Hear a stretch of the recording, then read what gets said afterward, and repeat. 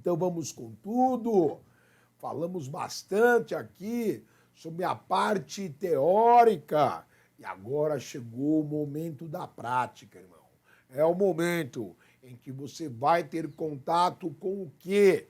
Com a parte prática, é o momento que você vai ver o quê, meu filho?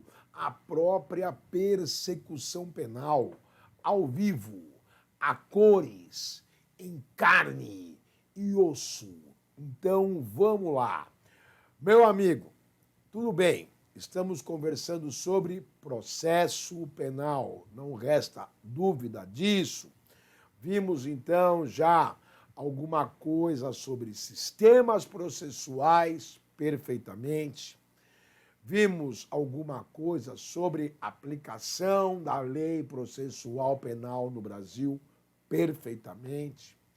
Vimos alguma coisa sobre princípios constitucionais aplicáveis ao processo penal. Ótimo! Tudo isso cai em concurso, muito bom. Vimos, por último, algo sobre juiz de garantias também. Perfeito. Agora, o que eu gosto muito que o aluno veja sobre processo penal. Eu gosto que ele enxergue o processo penal como um todo. E para você enxergar o processo penal como um todo, você tem que entender o que vem a ser a persecução penal, beleza? E o que é a persecução penal? Persecução significa perseguição. E você está perseguindo o quê? O crime. Você está perseguindo o criminoso. É isso. Estamos atrás do crime. Estamos atrás de responsabilizar o criminoso. Isso é a persecução penal. Certo, meu camarada? Então você veja como isso é importante, né? A persecução penal. Eu, desde que me conheço como professor de direito processual penal, eu falo sobre o tema persecução penal. E é uma expressão que você não encontra no Código de Processo Penal até o ano de 2020. Porque no ano de 2020, pela primeira vez, apareceu a expressão persecução penal, onde na expressão acordo de não persecução penal com o pacote anticrime, porque antes disso você não encontrava a expressão persecução penal. E professor Norberto sempre falou sobre persecução penal. E o que significa persecução penal? Eu vou lhe dizer o que significa. É a junção da fase policial de investigação mais a fase processual ou fase judicial de instrução ou de julgamento. É isso. Então, meu camarada, hoje, quando você ouvir falar em persecução penal, nunca mais se esqueça disso. Persecução penal significa perseguição do crime. E nós estamos perseguindo o quê? O crime, o criminoso. E mais importante do que isso, é lembrar que persecução penal significa fase policial mais fase judicial ou processual.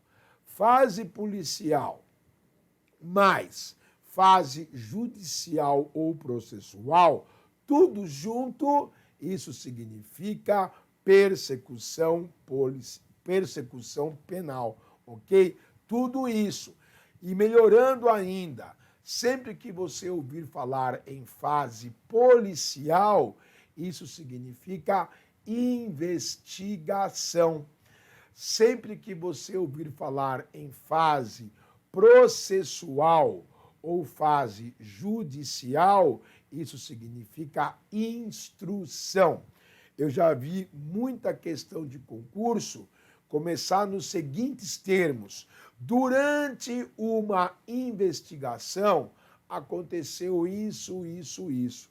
Se ele está se referindo a uma investigação, automaticamente ele está se referindo a uma fase policial. Você já fique sabendo disso.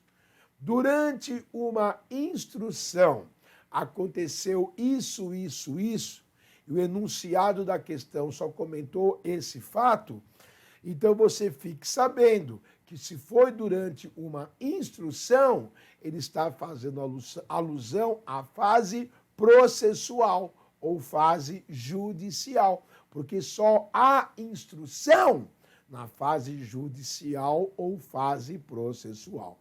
Beleza, meus queridos? Então, nunca se esqueça mais disso.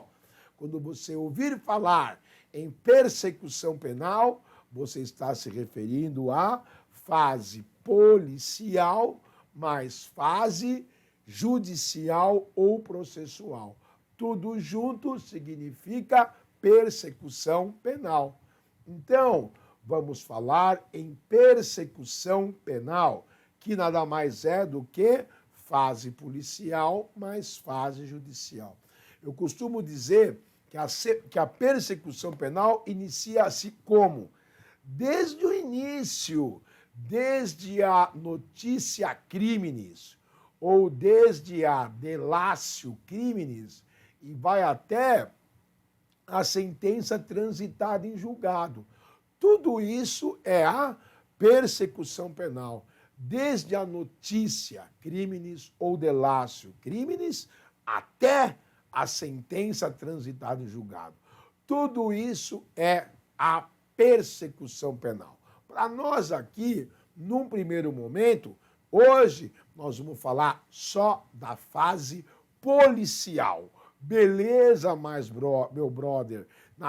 No próximo encontro, nós vamos falar da fase judicial ou da fase processual. Hoje, só da primeira parte da persecução penal, que é a fase policial. Beleza! E tudo começa com o quê? Com a notícia criminis ou com a delatio criminis. Muito bem. E, cara, o que é a delatio criminis? O que é a notícia criminis? Para alguns doutrinadores, delatio criminis é quando uma terceira pessoa comunica a existência de um fato criminoso. Olha, lá naquela rua tem um cadáver, a dead body, a dead man, estirado no meio da rua. Isso é uma delatio criminis, segundo alguns autores. Para outros autores, notícia criminis é quando a própria vítima comparece e noticia o fato criminoso.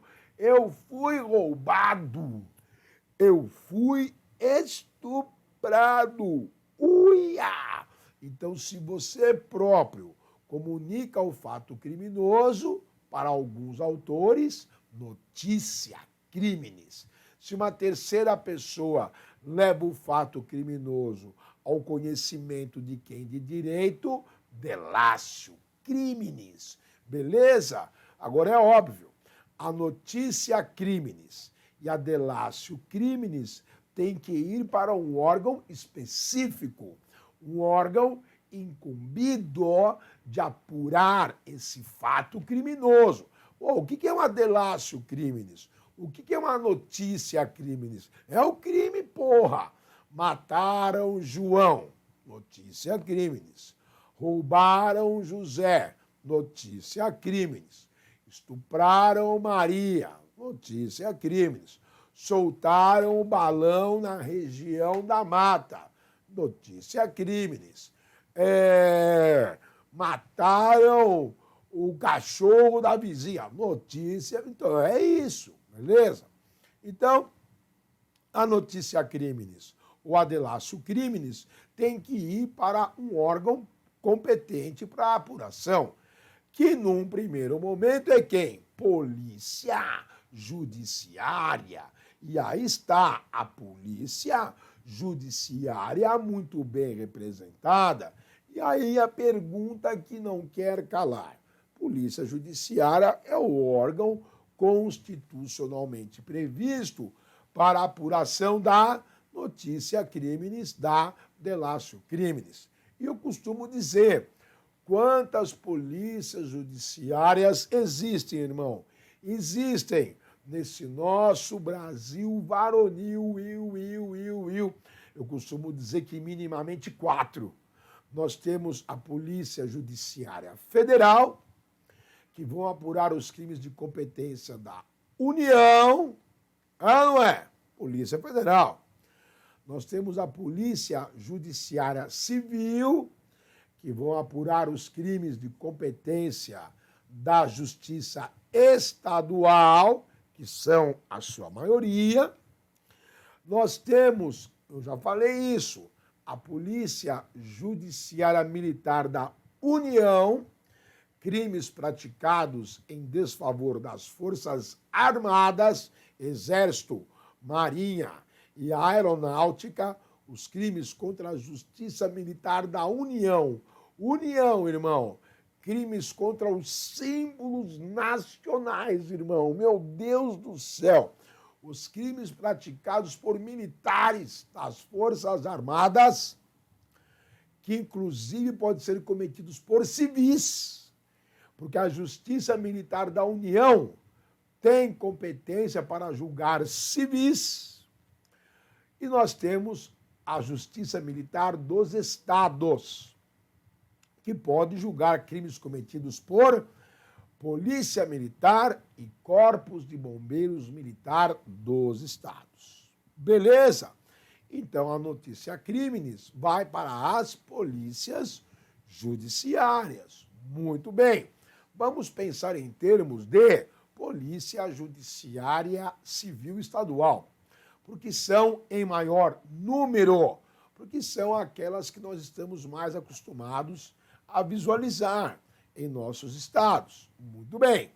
E essas polícias judiciárias civis que atendem a maior quantidade de crimes, na verdade, elas estão edificadas em unidades policiais. É ou não é? Que aqui em São Paulo, me desculpe, estão edificadas em distritos policiais. No Rio de Janeiro são delegacias de polícia. Aqui em São Paulo são distritos policiais. Beleza?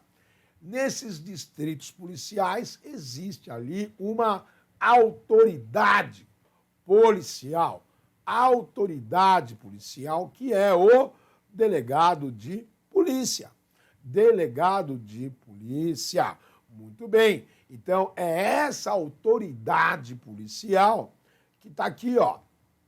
Polícia Judiciária, autoridade, desculpe, está escrito aí judicial, mas não é autoridade policial, me perdoe o erro de grafia, é autoridade policial, onde está escrito aí autoridade judicial, é autoridade policial, beleza?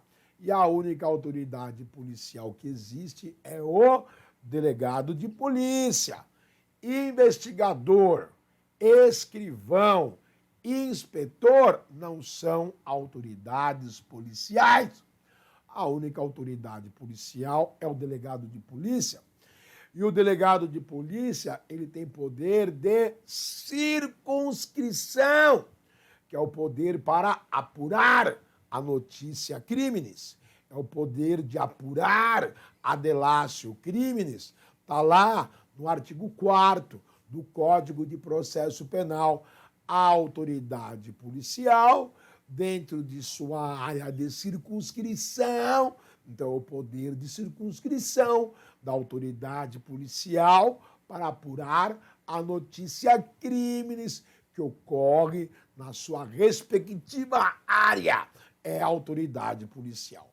É o poder de circunscrição. Beleza? Autoridade policial. Agora, como é que a autoridade policial vai apurar a notícia crimes? É o que eu sempre falo. A autoridade policial tem à sua disposição as chamadas ferramentas. Ferramentas. Mas não é ferramenta pá, picareta e marreta inchada. As ferramentas são os procedimentos de polícia judiciária. Procedimentos de polícia judiciária. E quais são, professor Norberto, esses procedimentos de polícia judiciária que a autoridade policial tem à sua disposição para apurar a notícia crimes? São 3. A autoridade policial tem 3 procedimentos de polícia judiciária, com base no seu poder de circunscrição para apurar a notícia crimes. Tem 3 procedimentos de polícia judiciária. Quais são eles? Primeiro, auto de prisão em flagrante delito. Nossa, professor, mas o auto de prisão em flagrante delito é um procedimento de polícia judiciária investigativo? É, cara, é. As pessoas pensam que o flagrante é tão somente um ato de contrição, tão somente um ato de prisão. E não é. Por quê? Porque prender em flagrante, qualquer pessoa do povo pode dar a voz de prisão e a polícia deve. Só que existe o ato de dar a voz de prisão, que é um primeiro momento, e existe o segundo momento, que é a lavratura do auto de prisão em flagrante delito. Beleza? E quando você lavra o auto de prisão em flagrante delito, a autoridade policial tem que primeiro ratificar a voz de prisão. E uma vez que essa voz foi confirmada, foi ratificada, aí sim você vai ouvir o condutor, aquele que realizou o ato de prisão. Aí terão que ser inquiridas 2 testemunhas que presenciaram a prisão em flagrante. E, por último, será interrogado o acusado, aquele que foi preso em flagrante. Então, em verdade, o auto de prisão em flagrante delito é um procedimento de polícia judiciária, que é lavrado somente pela autoridade policial. Quando? Quando existe a certeza de autoria delitiva e quando existe a materialidade, a prova do crime. E é um procedimento formal, porque tem que existir ali o ato de entrega do termo acusatório, da nota de culpa para a pessoa presa em flagrante. Tem que ser ofertado à pessoa presa os seus direitos constitucionais, entendeu? Tem que ser ali juntado o exame de corpo de delito. Tem que ser, eventualmente, lavrado um auto de exibição e apreensão de objetos apreendidos. Então, existe uma formalidade, cara. Por isso eu digo que o auto de prisão em flagrante delito não é uma mera restrição da liberdade de ir e vir da pessoa presa em flagrante. É um procedimento apuratório, sumário, preliminar, instantâneo, mas ao mesmo tempo ele é formal, técnico, revestido de legalidade. Então ele não deixa de ser um procedimento investigativo, entendeu? Muito bem. E é um procedimento apuratório, porque tem ali minimamente um conjunto de elementos de convencimento ao juiz de direito, que poderá converter ou não essa prisão em preventiva ou temporária, conforme o caso. Certo? Então, esse é o primeiro procedimento de polícia judiciária, instantâneo. preliminar, certeza de autoria, certeza de materialidade e dentro do lapso flagrancial de tempo. Certo? Tá lá. Auto de prisão em flagrante delito. Segundo procedimento de polícia judiciária, inquérito policial. Quando? Quando tiver indícios de autoria ou indícios de materialidade ou certeza de autoria, certeza de materialidade, mas está fora do lapso flagrancial. Não posso prender em flagrante. Então, instaura-se o inquérito policial. No flagrante, a pessoa presa se chama acusado. No inquérito, a pessoa começa como investigado. E quando a autoridade policial se convence dos indícios de autoria e materialidade, de investigado passa a ser indiciado. É o formal de indiciamento, previsto no Estatuto do Delegado de Polícia. Só o delegado que preside o inquérito é que pode indiciar o investigado. Beleza? Muito bem. E o terceiro e último procedimento de polícia judiciária é o termo circunstanciado de ocorrência policial, o TC. E esse TC, my brother, termo circunstanciado de ocorrência policial, ele é lavrado quando? Quando ocorre uma infração penal de menor ou baixo potencial ofensivo. Crimes com pena máxima até 2 anos e todas as contravenções penais. Está lá na Lei 9.099 de 95, GCRIM estadual, também está lá na Lei 10.259 de 2001, que é o GCRIM federal. O conceito de infração penal de menor potencial ofensivo se aplica a ambas essas leis. Só que a 9.099 é o GCRIM da Justiça Estadual e a 10.259 é o GCRIM da Lei Federal. E as leis são claras. Não se prenderá em flagrante, nem se exigirá fiança, se o autor... Então, o termo circunstanciado é lavrado em desfavor do autor, é assim que ele é chamado, se o autor se comprometer a comparecer no juizado especial criminal, tão logo seja intimado para essa finalidade. E você faz esse registro justamente por meio da assinatura desse termo circunstanciado. Beleza, meu querido? Você lavra o TC, certo? Muito bem. Então, esses são os 3 procedimentos de polícia judiciária que existem.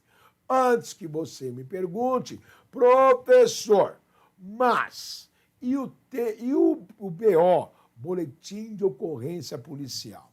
Sou obrigado, meus camaradas, a lhe dizer que o Boletim de Ocorrência Policial, BO, ele não é um procedimento apuratório. O BO se presta apenas para a transcrição da notícia crimes, ok? No BO, você registra o fato criminoso. E dependendo do crime praticado, você sabe disso, você pode até mesmo fazer o BO na sua casa, o BO de forma digital. O BO é uma declaração unilateral que você faz da ocorrência, beleza? Então, o BO é tão somente o registro da notícia crimes. Quando você lavra o boletim de ocorrência, normalmente ele é encartado no corpo do flagrante, juntado aos autos do flagrante, ou juntado aos autos do inquérito policial, ou substituído pelo próprio termo circunstanciado. Mas eu já vi, inclusive, o BO ser anexado ao corpo do termo circunstanciado. Se bem que a estrutura do boletim de ocorrência é muito parecida com a estrutura formal do termo circunstanciado de ocorrência policial. Mas o BO não apura nada. Boletim de ocorrência não é procedimento. Ele se presta só para registrar a notícia crimes. Ou você pode pensar assim, que o boletim de ocorrência pode dar origem a um procedimento, mas ele não é aquilo que vai apurar, certo? Procedimentos só existem esses três que nós vimos. Muito bem, meus queridos. Agora, e a partir daí, professor, o que acontece com esses procedimentos? Termo circunstanciado, auto de prisão em flagrante delito e o inquérito policial. Bom, como você deve saber, vigora no nosso sistema processual o chamado princípio da indisponibilidade. Então, depois que a autoridade policial lavrou ou instaurou o procedimento, ele não pode ser arquivado. Então, ele é obrigado a ser encaminhado para o juiz de direito. Os procedimentos são indisponíveis, não podem ser arquivados pela autoridade policial. Vão lá para o juiz de direito. A autoridade policial não pode ordenar o seu arquivamento. Ah, mas o fato não é crime. Não pode arquivar. Ah, mas a autoridade policial se equivocou. Não pode arquivar. Ah, mas o delegado de polícia entendeu que estão amparados pela legítima defesa. Não pode arquivar. Instaurou, tem que encaminhar para o juiz de direito. Então, você lembre-se que o juiz de direito, ele é o destinatário imediato desses procedimentos. Vai sempre para o juiz. Está aqui, ó. Vai direto para o juiz de direito. E dependendo da ação penal, se a ação penal é pública, o Estado tem interesse em ver processar. Ou se a ação penal é privada, o interesse cabe a ofendido. Esse procedimento de polícia judiciária, que quando dá entrada no fórum, ele deixa de ser procedimento e ganha uma nova capa, passa a ser processo. O juiz, que é o destinatário imediato, ele encaminha esses autos para o, se for ação penal pública, representante do Ministério Público. Se for ação penal privada, vai para o querelante, o ofendido, nos crimes contra a honra, injúria, calúnia ou difamação. E aí, o ofendido pode entrar com uma queixa-crime e o Ministério Público pode entrar com uma denúncia. Então, vai lá, né? Aqui, no caso, só está o Ministério Público, mas pode ir também para o querelante. E se o MP entender que é crime, oferece denúncia. Se o querelante entender que é crime, oferece uma queixa-crime, quer dizer, oferece uma acusação e volta para o juiz de direito. É o início do devido processo legal. Lembra que eu falei? Devido processo legal começa sempre com uma acusação. Acusação essa que vai para o juiz e vai começar o devido processo legal, que eu vou reafirmar com vocês no próximo encontro, irmão. Então, essa é a parte da persecução penal, é a primeira parte. Primeira parte da persecução penal acaba onde? Quando a autoridade policial, com base no princípio da indisponibilidade, encaminha tudo para o juiz de direito. A partir daí, quando o juiz de direito encaminha os autos para a manifestação do Ministério Público ou do querelante, começa a segunda parte da persecução penal, que é a fase judicial. Até a autoridade policial é a fase policial. Quando a autoridade policial concluiu a apuração, manda para o juiz, vai começar a fase processual ou judicial. Beleza, cara?